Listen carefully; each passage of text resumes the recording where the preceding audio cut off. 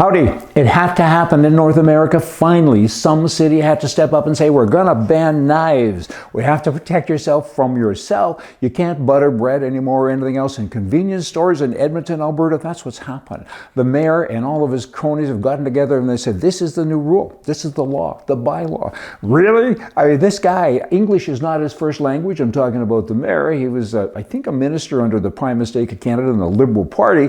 And now he somehow got elected in Edmonton, and all the damage that these people do, the taxes go up, the competence goes down. It's quite amazing. They used to have 10 wards. They still do, but they used to be named Ward 1, 2, and so on up to number 10. A ward, of course, is where you go and vote.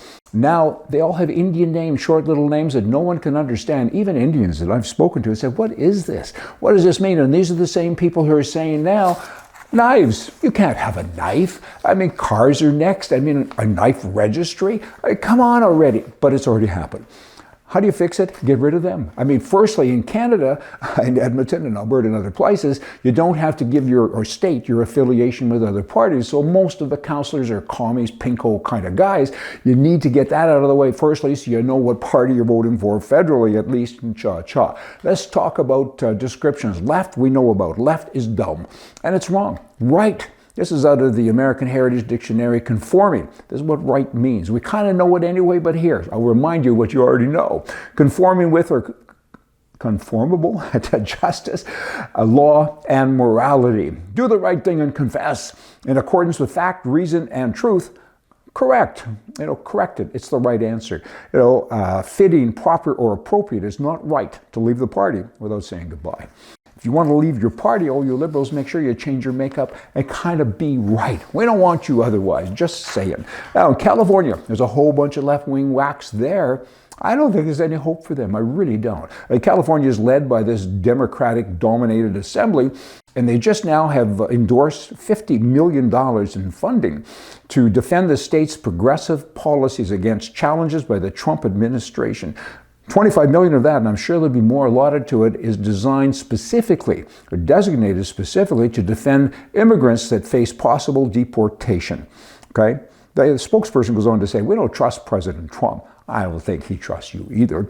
And his administration is out of control. It's a threat to constitutional rights. Show me where the Constitution says that you can bring people in illegally. I don't think it says that. I mean, it does not. These are bad people. I hope that Homeland comes and puts them in prison. All in prison. I'd love to see Governor Newsom in jail. So far in jail, you got to feed him with a slingshot. He should be, because they're breaking the law all of the time. I mean, good bloody grief. I mean, these guys come across the border illegally. They get hugs, and then they get food, and they get a check. They lend them money, up to $150,000 to buy a house.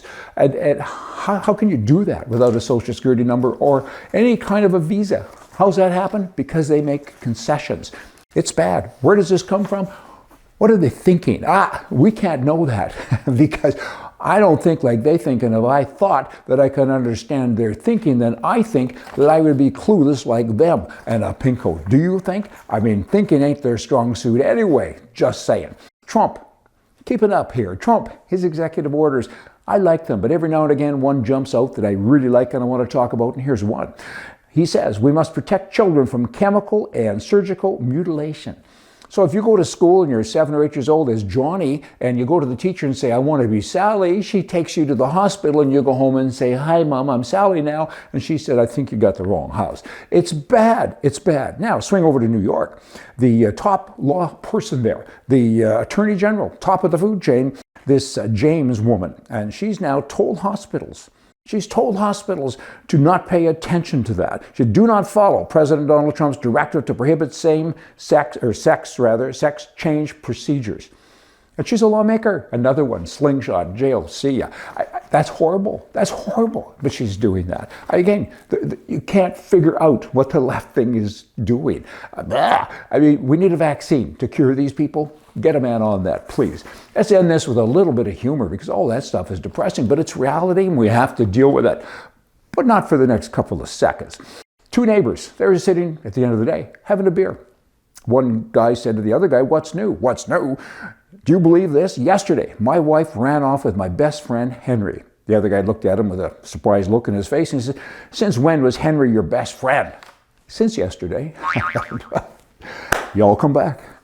See ya.